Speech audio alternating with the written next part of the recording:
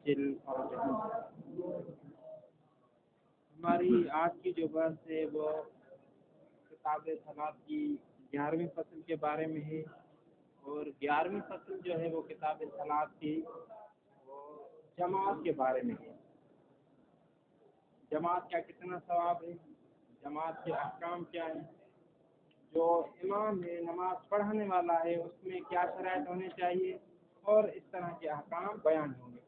سب سے پہلے ابتدا میں جو بحث ہے وہ آسان ہے، اتنی دقیق اور عدلہ پر مشتمل نہیں، تو لہٰذا جلدی سے ہم آج جو ہے وہ بحث گزر جائیں گے۔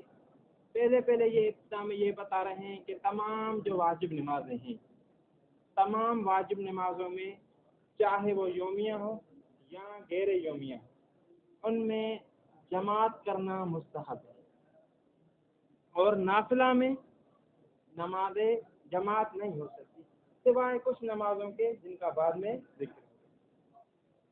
پہلے میں نے یہ بیان کیا کہ نماز یعنی جماعت کے ساتھ مستحب چاہے یومیہ ہو غیر یومیہ، لیکن یومیہ میں اس کی تاکید کی گئی ہے، یعنی نماز یومیہ میں جو ثواب ہے جماعت کا وہ زیادہ ہے۔ کس طرح ثواب کی بھی تفصیل بیان کی گئی ہے کہ اگر کوئی شخص فرادہ نماز پڑھے اور اس طرف ایک دوسرا شخص جو ہے وہ جماعت کے ساتھ نماز پڑھے، تو جماعت والا جو شخص جماعت کے ساتھ پڑھ رہا ہے اس کی نماز یا تو 25 نمازوں کے برابر ہے ایک روایت کے مطابق، دوسری روایت کے مطابق یہ 27 رکعت کے برابر ہے۔ یہ تب ہے جب ایک نماز پڑھ رہا ہو لیکن غیر عالم کے پیچھے، امام جو ہو وہ غیر عالم، اگر عالم ہو تو اس کا ثواب کتنا ہے؟ 1000 نماز کے برابر ہے۔ اور یہ جو ہم نے ذکر کیا کہ ایک شخص نماز پڑھے جماعت، یہ ثواب جو تھا جب کسی مسجد میں نہ ہو، اگر مسجد میں ہو تو اس کا ثواب جو ہے وہ زیادہ ہے۔ وہ کیسے زیادہ ہوگا؟ کہتے ہیں کہ مسجد کا جو ثواب ہے وہ اس کو اس کے ساتھ آپ ضرب دیں گے تو نکل آئے گا۔ مثلا جامع مسجد جو ہے، جامع مسجد میں ایک رکعت نماز پڑھنے کا ثواب کتنا ہے؟ 100 نماز کے برابر۔ تو آپ کیا کریں گے؟ ایک شخص نماز پڑھ رہا ہے غیر عالم کے پیچھے، غیر عالم کے پیچھے، اور نماز پڑھ رہا ہے جامع مسجد میں، تو 27 کو 100 کے ساتھ ضرب دیں گے تو اس کی جو نماز ہوگی یعنی ایک نماز 2700، اور اس کا جو ثواب ہوگا 2700 نمازوں کے برابر۔ اسی طرح ایک شخص، یہ خیال رکھنا، معموم ایک شخص ہے ابھی نماز پڑھ رہا ہے جامع مسجد میں، لیکن جو پیش امام ہے وہ عالم ہے، تو میں نے ثواب کیا ذکر کیا تھا اس وقت جماعت کا 1000۔ ابھی 1000 کو جماعت مسجد کے ثواب کے ساتھ ضرب دیں، 1000 کو 100 کے ساتھ ضرب دیں تو جواب آئے گا 1,00,000۔ یعنی اگر کوئی شخص نماز جماعت پڑھے اور جو پیش امام ہو وہ ہو عالم، تو اس کا جو ثواب ہوگا وہ 1,00,000 نماز کے برابر۔ یہ پوری بات ہو رہی تھی ایک بندہ ہو، اگر معموم، اگر 2 معموم ہو، 3 معموم ہو، 4 ہو، 5 ہو، 6 ہو، تو پھر کیا ہوگا؟ کہتے ہیں تو پھر یہ ہوگا کہ جو پہلا عدد ہے نا اس کو آپ ڈبل کرتے جائیں۔ مثلا ایک شخص عالم کے پیچھے جامع مسجد میں نماز پڑھے تو اس کا کتنا ثواب ہے؟ 1,00,000۔ اگر دوسرا بھی اس کے ساتھ آ جائے تو پہلے کو ڈبل کریں، کتنا ہو جائے گا؟ ٹھیک۔ اگر تیسرا بندہ آ جائے تو جو 2 بندوں کا تھا پہلے اس کو ڈبل کریں 4۔ پھر اسی طرح اگر چوتھا بندہ آ جائے تو جو سابقہ مقدار تھی اس کو کیا کریں؟ ڈبل کریں 8,00,000۔ اسی طرح 10 تک گنتی ہے لیکن اس کے بعد لاکھ و حساب، اس کا حساب ہی نہیں ہو سکتا، اگر حساب جانتا ہے تو وہ خدا تعالیٰ کی ذات ہے۔ یہ خلاصہ اس کی تطبیق کر لیتے ہیں انشاءاللہ۔ الفصل الحادی عشر، 11ویں فصل کس میں؟ فی الجماعت، جماعت میں ہے۔ وہی الجماع، وہی یعنی الجماع مستحبۃ فی الفریضہ، یعنی جماعت جو ہے وہ مستحب واجب نماز، مطلقاً یعنی کانت یومیتاً او غیر، واجب نماز چاہے یومیہ ہو یا غیر یومیہ، متعقدتاً فی الیومیہ، ہاں لیکن جو یومیہ یعنی پنجگانہ نماز ہے اس میں جماعت کی تاکید کی گئی ہے. حتیٰ ان یہاں تک تاکید ہے. حتیٰ یہ کس کے لیے آ رہا ہے؟ تاکید کی وجہ. یہاں تک تاکید آئی ہے کہ ان الصلاۃ الواحدۃ منہا تعدل خمسا او 27 صلاۃ مع غیر العالم و مع العالم، یعنی حتیٰ کہ ایک صلاۃ جماعت کی جو ایک نماز ہے جماعت کے ساتھ وہ برابر ہے 25 یا 27 نمازوں کے. یہ کب؟ مع غیر العالم، جب غیر عالم امام ہو. ومع العالم الفن، اور اگر عالم کے پیچھے نماز پڑھ رہا ہے تو اس کا جو ثواب ہے وہ 1000 نماز. ولو وقعت الجماعت فی مسجد تضاعف بمضروب عدد ہی عدد المسجد فی عددها عدد المسجد فی عددها، یعنی مسجد کا جو ثواب ہے ظاہراً ضمیر کا مرجع عدد ہی مسجد کی طرف، عدد یہاں کا جماعت کی طرف جائے گا، ورنہ جو حقیقت میں معنی ہوگی وہ کیا؟ یعنی مسجد کا جو ثواب ہے اس کو ضرب دیں گے جماعت کے ثواب کے ساتھ. ترجمہ ابھی اگر یہ جماعت واقع ہو جائے مسجد میں تضاعف، تو یہ جو مقدار ثواب کی بڑھ جائے گی. ٹھیک کیسے؟ بے مضروب عدد ہی، ضرب دیں عدد مسجد کو. کس میں ضرب دیں؟ فی عدد ففل جامع.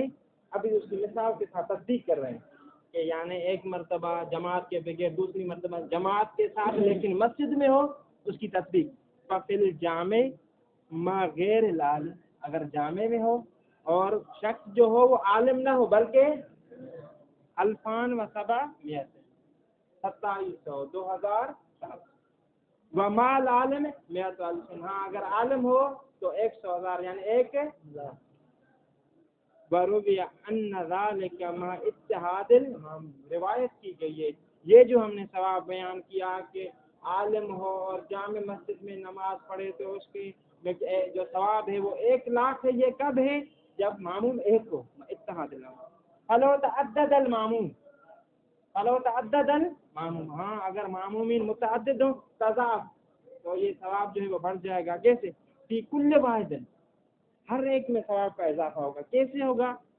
بے قدر المجموع، یعنی ہر ایک میں ہر ایک کے حساب سے اضافہ ہوگا. بے قدر المجموع، مجموع کی مقدار کے مطابق. کس میں؟ فی سابق کی، یعنی جو سابقہ عدد ہے اس میں بڑھائیں گے، اس کے حساب سے بڑھائیں گے. وہ جتنا سابقہ عدد ہے ابھی دوسرا معموم آ گیا تو اس کو اس کے حساب سے بڑھائیں گے. مثلا سابقہ میں 1,00,000، دوسرا جو آئے گا تو اس میں اسی کو ہی بڑھائیں گے یعنی 2,00,000. تیسرا آ گیا تو سابقہ جو تھا، سابقہ کتنا؟ 2,00,000 تھا، ابھی اس کو بڑھائیں گے یعنی 4,000. ٹھیک. الی عشرۃ، یہ دیکھیں یہ فی سابق ہی کا تعلق، جو سابق ہی ہے آپ کے پاس سابقتن ہے، سابق ہی کا مرجع کل واحد کی طرف جا رہا ہے. یعنی بے قدر تضاعف، بے قدر المجموع کا تعلق تضاعف کے ساتھ، یعنی اضافہ ہوگا ہر ایک میں. کتنا اضافہ ہوگا؟ بے قدر المجموع، دگنا ہوگا بے قدر المجموع، مجموع کی مقدار کے مطابق. مجموع کون تھا؟ فی سابق ہی، جو ہر ایک کے سابق میں ہے، اس کے مقدار کے مطابق اس میں کیا ہوگا؟ الی العشرہ. یہ اضافہ کب تک ہوگا؟ 10 تک. ثم العشر لا یحصی، کوئی بھی شخص اس کو حساب شمار گن نہیں سکتا الا اللہ تعالی، سوائے خدا تعالیٰ کی ذات سے. یہ بھی آسان سی بات سمجھ لیں. وواجبۃ فی الجمعہ، مختب ابھی کیا؟ وواجبۃ فی الجمعۃ والعیدین مع وجوب، جمعے میں جماعت واجب ہے، مستحب نہیں. نماز جمعہ میں جماعت واجب، والعیدین، نماز عیدین میں بھی واجب ہے. کب؟ مع وجوب، کیونکہ امام زمانہ علیہ الصلوۃ والسلام کے غیبت کے دور میں نماز عیدین مستحب ہے، لیکن جب امام علیہ الصلوۃ والسلام کا ظہور ہوگا تو واجب ہونے کی صورت میں جماعت بھی کیا ہو جائے گی؟ عیدین کو جماعت کے ساتھ پڑھنا. وبدعۃ فی النافلۃ مطلقا، بدعت جائز نہیں، یعنی لا تجوز الجماعۃ فی النافلۃ مطلقا کانت یومیۃ او غیر. چاہے یومیہ ہو الا فی الاستسقاء، یہ مستحب نماز ہے جو بارش کے لیے پڑھی جاتی ہے۔ والعیدین المندوبۃ، عیدین مستحب میں اس میں نہیں، بدعت نہیں، یہ استثناء ہے اس میں جائز۔ والغدیر، غدیر فی قول، ایک قول کے مطابق غدیر نماز، غدیر کی جو نماز مستحب ہے اس میں بھی جماعت ہو سکتی ہے، لیکن ایک قول کے مطابق لم یجزم بہ المصنف الا ہنا، لیکن مصنف کس کی لم یجزم بھی یعنی جواز الجماعت فی صلاۃ الغدیر، لم یجزم المصنف بالجماعت فی صلاۃ الغدیر الا فی کتاب هذا، یہاں پر یقین کیا ہے اور یہاں پر یہی فتویٰ دیا ہے۔ باقی جو مصنف کی دوسری کتب ہیں ان میں یہ نہیں کہا کہ عید غدیر میں جو مستحب نماز ہے اس میں بھی جماعت ہے جائز ہے، فقط یہاں پر ہی مصنف سے وَنَصَبَهُ فِي غَيْرِ هَذَا الْكِتَابِ وَنَصَبَ الْمُصَنِّفُ هُ، یعنی جواز جماعت فی صلاۃ وَنَصَبَ الْمُصَنِّفُ جواز الجماعت فی صلاۃ الغدیر فی غیر هذا الکتاب الی الفقیہ التقی الحلبی، اس فقیہ کی طرف نسبت دی، یہ نہیں کہا کہ یہ میرا قول ہے۔ وَلَعَلَّ مَأْخَذَهُ شَرْعِيَّتُهَا فِي صَلَاةِ الْعِيدِ وَأَنَّهُ، شارح کہتا ہے کہ یہاں پر جو مصنف نے کہا ہے کہ عید غدیر میں جو مستحب نماز ہے اس کو جماعت کے ساتھ پڑھا جا سکتا ہے، شاید مصنف کے پاس یہ دلیل ہے، وہ کیا، یہ صغرا اور کبرا بنا کر نتیجہ نکل، یعنی جو بھی نماز عید ہو اس میں جماعت جائز ہے، صغرا یہ بنائیں گے کہ یعنی یہ جو ہے عید غدیر، یہ جو غدیر ہے یہ عید ہے، اور جو بھی نماز عید ہو اس میں مستحب نماز جماعت کے ساتھ پڑھنا کیا ہے، نتیجہ کیا نکلے گا، یعنی غدیر میں بھی جو نماز ہے وہ جماعت کے ساتھ پڑھنا کیا ہو جائے گی، یعنی اسی کو عید شمار کیا ہے، اور عید میں جو مستحب نماز ہوتی ہے اس کو جماعت کے ساتھ پڑھنا جائز ہوتا ہے، لہٰذا یہاں پر بھی پڑھنا کیا ہوگا، وَلَعَلَّ مَأْخَذَهُ یعنی وَلَعَلَّ دَلِيلَهُ، وَلَعَلَّ دَلِيلَ قول جواز الجماعت فی عید الغدیر شریعت الصلاۃ فی صلاۃ العید، شریعت الجماعت فی صلاۃ وَأَنَّ الغدیر عید، اور غدیر کیا ہے، عید۔ دیکھیے ابھی یہاں پر کیا ہو رہا تھا کہ یہ جو مستحب نماز میں، مستحب جو نماز ہے وہاں پہ جماعت نہیں ہو سکتی، ان میں ہو سکتی ہے، کس میں، استسقاء، عیدین، اور ایک قول کے مطابق غدیر، والاعادہ، اعادے والی جو نماز واجب نماز ہی ہو، لیکن اعادہ اس کا کیا ہوتا ہے، مستحب ہوتا ہے، واجب ہوتا ہے، مستحب، اسی کو اعادے کو بھی، اعادے والی جو نماز مستحب ہے اس کو جماعت کے ساتھ پڑھ سکتے، اعادہ چاہے معموم کی طرف سے ہو چاہے امام، مثلا امام جو ہے وہ نماز پڑھا کے بیٹھ گیا، 15 بندے آ گئے، اس نے نماز مغرب کی پڑھا لی، دوسری مرتبہ دوسرے 15 بندے یا 10 یا 5 آئے، انہوں نے کہا کہ ہمیں بھی نماز پڑھا، تو کہتے ہیں یہ ابھی اس کے لیے جو یہ نماز پڑھنا مستحب ہے، لیکن یہ اس کو اعادہ کہیں گے اور اسی کو جماعت کے ساتھ یہ پڑھ، اسی طرح دوسرے کو پڑھا کے بیٹھ گیا، تیسرا ایک گروپ آ گیا اس کو بھی پڑھا سکتا ہے، چوتھا آ گیا اس کو بھی پڑھا سکتا ہے،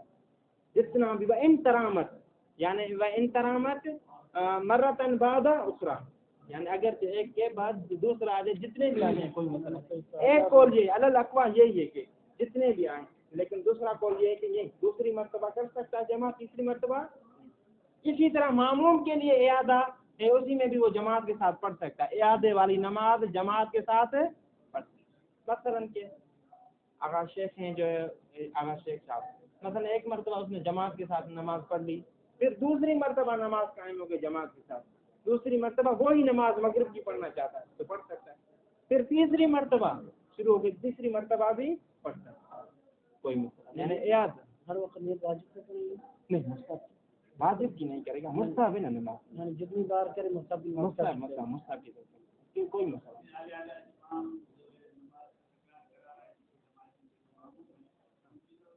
ان کی واجب مستحب، ہاں ہو جائے گی۔ مستحب کا اعادہ مستحب ہے اس کے لیے کرنا، وہ کرے گا کہ مستحب ہے میرے لیے، باقی کون سی نہیں، وہ ہے ہی مستحب، ابھی کون سی نیت کرے گا؟ ایک مرتبہ تو ہے ہی مستحب، یہ تو واجب کے بعد مستحب ہو گئی، وہ کون سی نیت آئے گی بعد میں؟ وہ تو ہے ہی مستحب پہلے سے ہی۔ والاعادۃ من الامام والماموم او ہما وان ترامت علی الاقوا، اور اعادہ یعنی اعادے میں بھی جماعت ہو سکتی ہے، اعادہ امام کی طرف سے ہو یا معموم کی طرف سے یا دونوں کی طرف سے، اس کی وضاحت کرنے کی ضرورت انشاءاللہ۔ وان ترامت، اگر سے اعادہ ترامت ہو یعنی کیا؟ اے اعیدت مرتن بعد اخرى، ایک کے بعد دوسرا، دوسرے کے بعد تیسرا بڑھتا جائے، علی الاقوا، علی الاقوا کا تعلق جو ہے وہ ان ترامت سے، یعنی یہ اعیدت مرتن بعد اخرى، اگر سے زیادہ ہی کیوں نہ کبھی تو قول جو ہے کبھی تر قول یہی ہے کہ کر سکتا ہے۔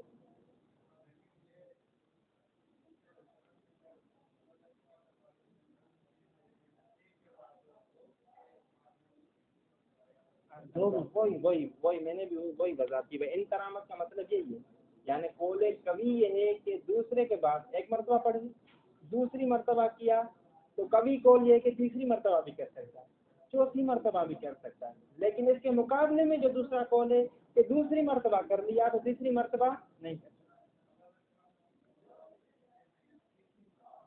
کر سکتا تیسری مرتبہ یا نہیں۔ ہاں وہ ان ترام کبھی تر قول یہ ہے کہ کر سکتا ہے، وہ ان ترامت اگر یہ اعادہ مرتن بعد اخرى ہو، کبھی تر قول یہ ہے کہ ہو سکتی ہے نماز، کوئی حرج نہیں، کبھی یہ اس کے مقابلے میں غیر کبھی نہیں یہاں پر لکھا ہوا، غیر کبھی یعنی کیا ہے؟ دوسری کے بعد تیسری مرتبہ نہیں کر سکتے۔ وَيُدْرِكُهَا، یہ بھی آسان مسئلہ آپ نے دوسری مسائل میں آپ پڑھ چکے ہیں کہ اگر کوئی شخص نماز جماعت میں رکعت کو درک کرنا چاہتا ہے، کہ وہ یہ کہتا ہے کہ یہ رکعت میری پہلی رکعت شمار ہو، تو وہ کس رکن میں یا کس فعل میں امام کے ساتھ شریک ہو تو پھر اس کی رکعت شمار ہوگی، ورنہ رکعت شمار ہے۔ کہتے ہیں کہ اس کے لیے ضروری ہے کہ امام کو رکوع میں پائے، امام کو رکوع میں امام کے ساتھ ہو جائے تو پھر اس کی رکعت شمار ہوگی، ورنہ شمار ہے۔ چاہے امام بھی رکوع میں یہ بھی رکوع، چاہے اس نے ابھی ذکر شروع ہی نہ کیا، امام پہلے اٹھ جائے، کوئی مسئلہ نہیں، لیکن ایک مرتبہ امام کو درک کر لے رکوع میں، یہ کہا اگر ذکر یہ بات نہیں۔ ہاں ایک شخص جو ہے وہ اس نے کوشش کی کہ رکوع میں پہنچا، وہ رکوع میں کیا امام جو ہے وہ رکوع سے نکل گیا، اس صورت میں کہتے ہیں کہ رکعت شمار نہیں ہوگی، لیکن جماعت کا ثواب حاصل کرنا چاہتا ہے تو امام کے ساتھ سجدے میں چلا جائے، سجدے مکمل کر کے پھر دوبارہ نیت تکبیرۃ الاحرام کر کے دوسری رکعت میں اس کے ساتھ شریک۔ اگر کسی کو شک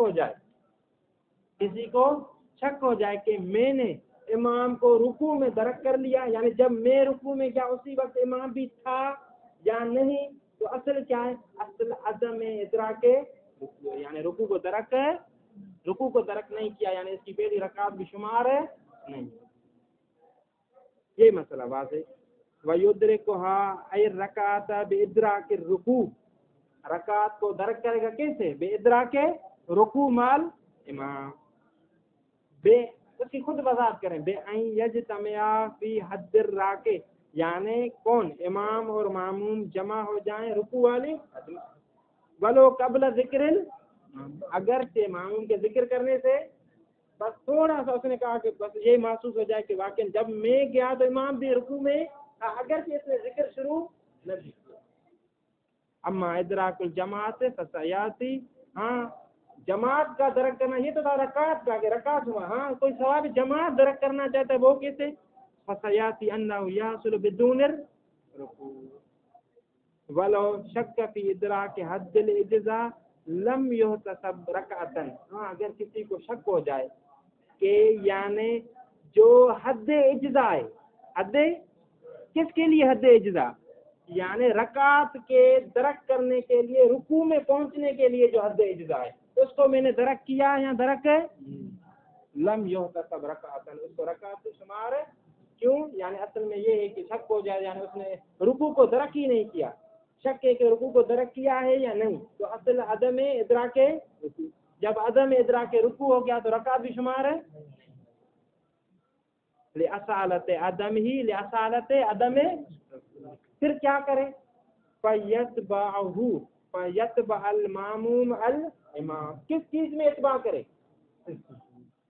ثم يستأنف پھر جو ہے وہ استیناف کرے پھر جو ہے ابتدا کرے. یعنی کیا استیناف کرے رکوع سجدہ رکوع میں تو اس کو درک نہیں کر سکا سجدے امام کے ساتھ یہ پھر کھڑا ہو جائے نیت کرے تکبیرۃ الاحرام اور امام کے ساتھ ہے یہ رکعت بھی شمار ہوگی ابھی اور ثواب جماعت بھی.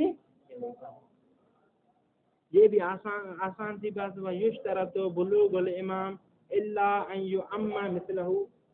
امام جو ہے اس کے لیے بالغ ہونا شرط ہے مگر ایک صورت میں شرط نہیں. وہ کیا کہ نابالغ شخص اگر نابالغوں کو نماز ہے الا فی نافلۃ عند المصنف فی کتاب الدروس. ہاں لیکن ایک صورت میں اگر نابالغ بالغ کو جماعت کروانا چاہے تو کروا سکتا ہے مصنف کے نزدیک کتاب الدروس میں. وہ کون سی صورت ہے جب نافلہ نماز پڑھے.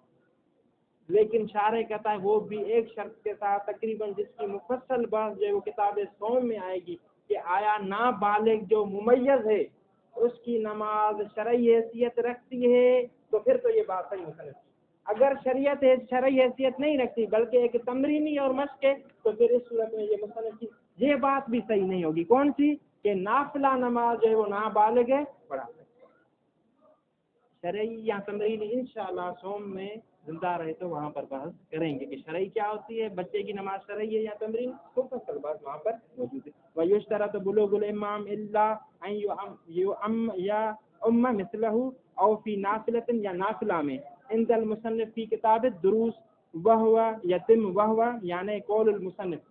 یہ جو مصنف کا قول تھا کہ نافلہ میں نابالغ بچہ امامت کر سکتا ہے یتم یہ قول تام کب ہوگا ما کون صلاۃ الغیر البالغ شرعیۃ لا ویشترط بلوغ الامام وعقلہ حالت الامامہ. اور عقل بھی شرط ہے. عقل شرط یہ کہ وہ ضروری نہیں کہ 24 گھنٹے عقل ہو. اگر کوئی شخص جو ہے وہ ادواری آپ پڑھ چکے ادواری یعنی جس کو دورہ پڑتا ہو 1 گھنٹہ صحیح 2 گھنٹہ صحیح نہیں تو ایسا شخص بھی نماز پڑھا سکتا ہے. کب جب نماز والا جو ٹائم ہے نماز والی حالت میں اس کی عقل باقی رہے وہاں پر وہ جو دورہ ہے وہ جنون کا وہ طاری اس پر ہے. ہاں لیکن ضروری بہتر یہ ہے کہ جب ایسا کوئی شخص ہو ایک طرف ادواری ہو اور دوسری طرف صحیح اور سالم جن کا 24 گھنٹے عقل کام کرتی ہو تو اسی کو جو ہے وہ جماعت کروانی چاہیے نہ کہ اس کو ورنہ مکروہ ہو. اس صورت میں جب کوئی ایسا بندہ جو صحیح ہے بالکل اور ادھر طرف ادواری ہے تو ادواری کو اگر جماعت کروائیں گے تو یہ مکروہ ہے. تو عقل حالت الامامہ عقل بھی عقل الامام شرط ہے امامت کی حالت میں شرط. ایسا نہیں ہے کہ ہاں اس کے علاوہ بھی عقل یہ ضروری نہیں. وَإِنْ عَرَضَ لَهُ ہاں اگرچہ اس کے لیے جنون عارض ہوتا ہو فی غیر الامامت کذوی الادوار علی قراتن. ہاں کذوی الادوار جو جنون صاحب ادوار ہوتے ہیں یعنی ادواری جو مجنون ہوتے ہیں ان کی بھی نماز صحیح ہے اگر حالت امامت میں جنون طاری نہ ہو لیکن یہ مکروہ ہے. وعدالتہ اور عدالت کی بات جو آپ ماشاءاللہ پڑھ چکے ہیں آسان سی بات بالکل. وہ یہ ہے کہ عدالت امام شرط ہے. امام کون سا جو نماز پڑھا رہا ہے. عدالت کیا ہے؟ عدالت ایک نفسانی کیفیت اندرونی حالت داخلی کیفیت کا نام عدالت ہے. یہ داخلی کیفیت کیا کرتی ہے ملازمۃ للتقوی یہ نتیجہ دیتی ہے لازمہ ہے تقوی کا اور مروت کا. ٹھیک ہے یعنی عدالت کیا ہے اندرونی کیفیت کا نام ہے جو کس وجہ سے حاصل ہوتی ہے تقوی اور مروت کی وجہ سے. تقوی کیا ہے واضح سی معنی واجبات کو انسان انجام دے اور محرمات کو. اور مروت یعنی کیا بری چیزوں سے اجتناب مثلا بازار میں کھانا پینا اس سے اجتناب حتیٰ کہ ایسی مباح چیزیں جن سے انسان لوگ نفرت کرتے ہیں ان کو بھی ترک کر دے. مثلا جانور کے کچھ اعضاء ایسے ہیں جیسے مباح ہیں لیکن لوگ عموماً ان کو نہیں کھاتے اس سے بھی کیا کرنا چاہیے. یہ ہو گئی تقویٰ کی یعنی عدالت کی معنی ٹھیک. ہاں اس قول کے مطابق اگر سمجھ گئے عدالت کیا ہے یعنی کیفیت نفسانی جو حاصل ہوتی ہے تقویٰ اور مروت سے. تقویٰ کس چیز کا نام ہے؟ واجبات کو انجام دینا، محرمات کو ترک کرنا. مروت کس کا کام ہے؟ بری چیزوں کو ترک کرنا، حتیٰ کہ مباحات جن سے لوگ نفرت کرتے ہیں اس کو بھی کیا کرے؟ چھوڑ. یہی تقویٰ کی معنی، عدالت کی معنی. یہ پڑھتے ہیں انشاءاللہ اور عدالت کیا ہے؟ وہ ملکۃ نفسانیۃ باعثۃ، یہ ایسا ملکہ نفسانی ہے جو سبب بنتا ہے کس چیز کا؟ علی ملازمت التقویٰ، کہ انسان ہمیشہ تقویٰ کے ساتھ رہے. تقویٰ کیا ہے؟ التی ہی القیام بالواجبات، واجبات کو انجام دینا. وترک المنہیات الکبیرۃ مطلقاً، اور مطلقاً کبیرہ گناہوں کو ترکنا. مطلقاً سے مراد کیا ہے؟ ولو کانت واحدۃ، اگرچہ ایک ہی کیوں نہ ہو اس کو بھی ترک کر دے تب جو ہے. ابھی کبھی گناہ کیا ہوتے ہیں اس کے بارے میں لمبی چوڑی بات ہے کہ کبیرہ گناہ کسے کہتے ہیں. مختلف تعبیر ہیں. بعض نے کہا ہے کہ کبیرہ گناہ ایسے گناہ جن کی سزا کے طور پر شریعت میں حد معین کی گئی ہے. اگر کوئی یہ گناہ کرے تو اس کو اتنے کوڑے مار دیں، اگر کوئی یہ گناہ کرے تو اس کو قتل کیا جائے. اور جن کی حد معین نہیں کی سزا کی لیکن اس کو حاکم شرع کے اوپر چھوڑ گیا کہ وہ جتنی سزا دے، تعزیر جس کو کہتے ہیں، تو وہ ہو جائے گا صغیرہ گناہ. بعض نے کہا ہے کہ 7 گناہ جو نام گنوائیں کہ یہ کبیرہ، اس کے علاوہ باقی کیا ہیں. بعض نے کہا ہے کہ یہ صغیرہ یا کبیرہ ہونا جو ہے وہ کوئی خاص اصطلاح نہیں، بلکہ ایک دوسرے کی نسبت کبیرہ ہو سکتا ہے، دوسرے کی نسبت صغیرہ.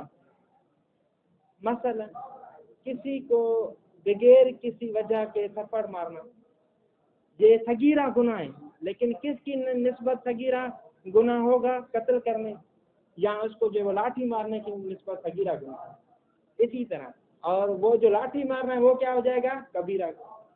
اور کبیرہ جو لاٹھی مارنا تھا وہ تھا ابھی کبیرہ گناہ شمار کے نہیں، یہی صغیرہ بھی ہو سکتا ہے کس کی طرف؟ قتل کرنے کے. یعنی اسی طرح کبیرہ گناہوں کی مختلف توجیہات مثلا 3 میں نے بیان کی جس کے لیے کوئی شرعی حد معین ہو. ایک یہ بعض نے 7 گنوائے کہ یہ ہے، اس کے علاوہ کبیرہ. بعض نے کہا ہے کہ گناہ کا کبیرہ ہونا یا صغیرہ ہونا اس کے لیے کوئی معین وصف ڈیفینیشن نہیں بلکہ یہ نسب ہی ہے. بعض صغیرہ بھی ہو سکتے ہیں تو کبیرہ. مطلقاً والصغیر، اور صغیرہ کو بھی ترک کرے مال اصرار اللہ. ہاں لیکن صغیرہ کب؟ جب اصرار تکرار ہو. اگر 1-2 انجام دے تو وہ ملازمت التقویٰ یعنی وہی ملکۃ نفسانیۃ باعثۃ علی ملازمت التقویٰ و ملازمت المروت. مروت بھی ہو. مروت کیا ہے؟ التی ہی اتباع محاسن العادات، یعنی یہ مروت کیا ہے کہ انسان اتباع کرے، اپنائے بہترین اخلاقیات کو، اچھی عادتوں کو اپنائے. و اجتناب مسائحا وما ینفر عنہ من المباحات، اور اجتناب کرے بری چیزوں سے اور ان چیزوں سے جن سے نفرت کی جاتی ہے حتیٰ کہ وہ مباح ہی. صحیح. وَيُؤْذِنُ بِخِسَّةِ النَّفْسِ، اور ایسی چیزوں سے بھی اجتناب کرے جو اس کے نفس کے حقیر ہونے کا سبب بنتا ہے. مثلا کوئی اسے کہے کہ یار 5 میں آدھو دے دو، وہ کہے کہ یار ہوں بھی وہ پاس کی امتحان میں رات کو بھی جا رہا، وہ کہ یار میرے پاس رک پڑا ہو ہے، تو یہ بھی خفت نفس کا سبب ہے اور اسی سے بھی مروت جو ہے وہ زائل ہو جاتی ہے. یہاں کوئی شخص ایک دوست بتا رہا تھا کہ اس نے کہا کہ یار پیسے میرے پاس تو نہیں بچتے، تیرے پاس بچتے ہیں. اس نے کہا ہاں. اس نے کہا کیا طریقہ ہے؟ مثلا دوست وغیرہ ملتے ہیں تو کوئی چیز آ گئی 5,000 کی 3,000 کی. اس نے کہا کہ یہ صحیح نہیں، اس طرح کرو نا، تم جیب میں 1 روپیہ رکھ لو. کوئی پوچھے کہو کہ میرے پاس ہے ہی نہیں، واقعی جیب میں ہوں گے ہی نہیں، بس 1 روپیہ نکال کے ویسٹ کر گئی، میرے پاس روپیے بچ جائیں گے کہیں. اس طرح یہ بھی قصت ہے نا، انسان کی حقارت ہوتی ہے. ہونے کے باوجود ہر جگہ پہ شرم ہوتا رہنا پڑتا ہے، اور دوسرے جو لوگ ہیں وہ تہمت بھی لگا دیں گے پر ٹھیک لیتے ہیں. بدنا الہمت، اور ہمت کی کمی کا ہونا. ابھی پتہ کیسے چلے کہ یہ شخص عادل ہے یا عادل نہیں ہے؟ کہتے ہیں کہ وَتُعْلَمْ بِالْاِخْتِبَارِ المستفاد من التکرار المطلع علی الخلق من التخلق. ایک ہوتا ہے تخلق. تخلق یعنی اخلاق کو ظاہر کرنا، حقیقت میں بات لانا، فقط ظاہر کرنا. مثلا آپ میں 5-10 منٹ کا آپ کے سامنے ہوں تو بہت آپ کے ساتھ صحیح طریقے سے ملوں گے، اٹھ کر ملوں، یہ ہوتا ہے تخلق ظاہر. ایک ہوتا ہے خلق یعنی جو انسان کی عادت ہو گئی ہے جو اس سے جدا نہ ہو. کہتے ہیں کہ ایک طریقہ عدالت جاننے کا یہ ہے کہ آپ اس کے ساتھ رہیں اکثر اوقات پتہ چل جائے گا اس میں تخلق ہے یا خلق ہے.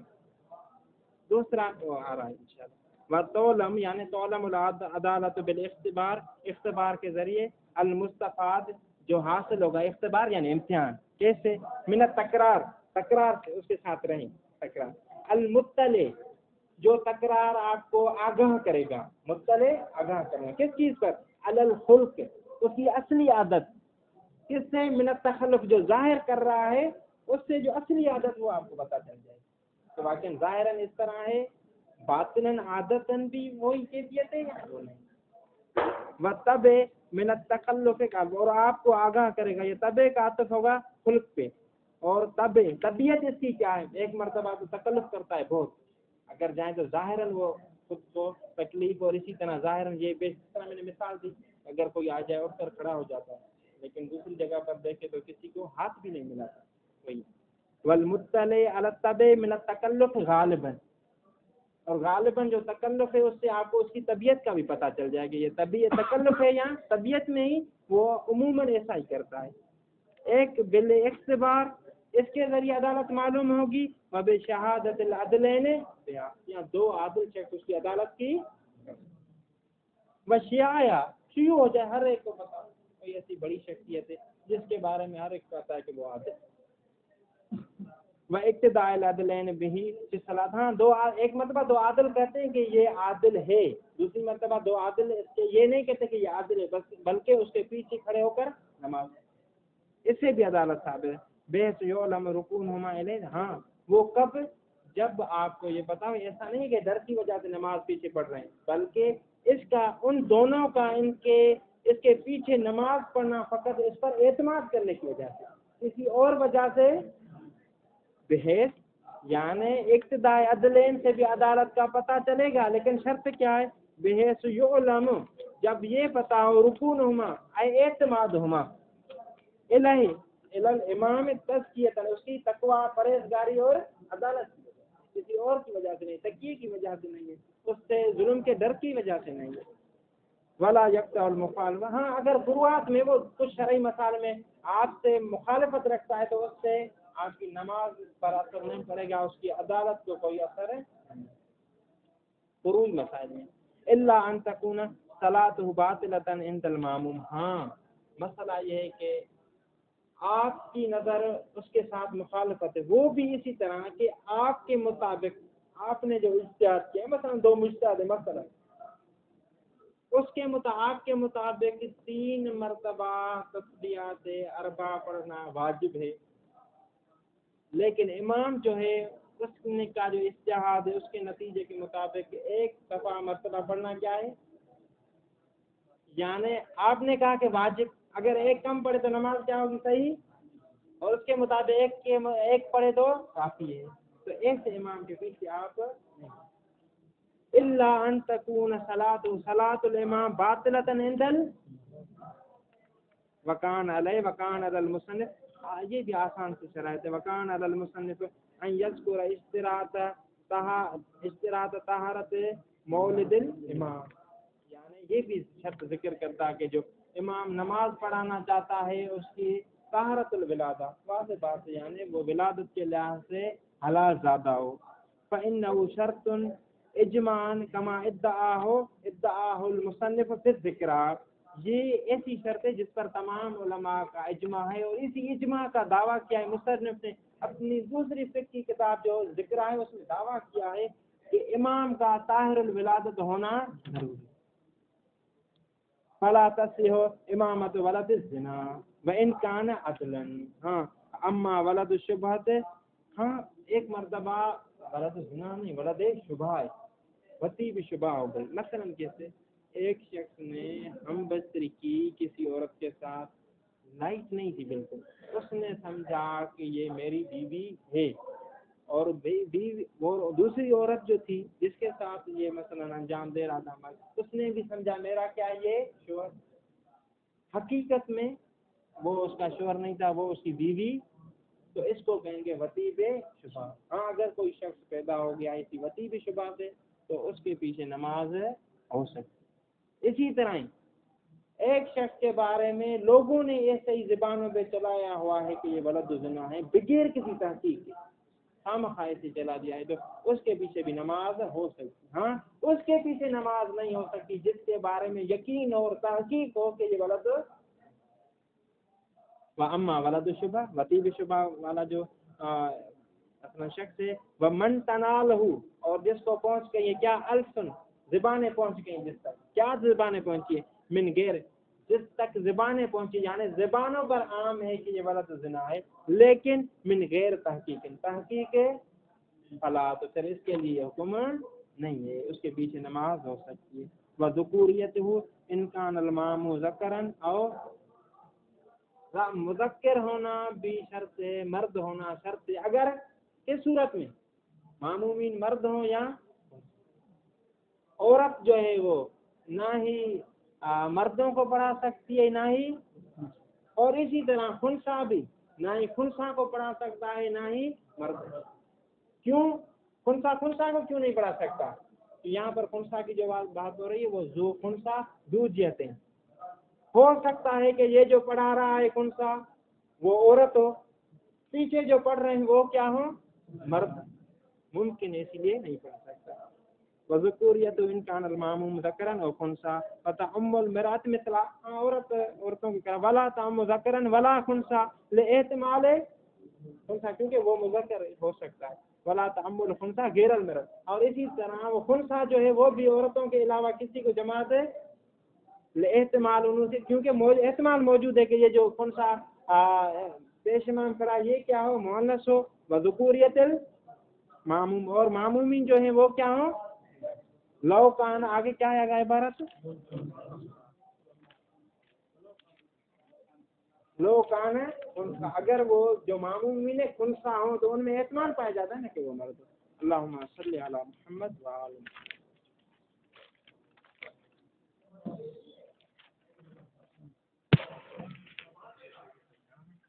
چالیس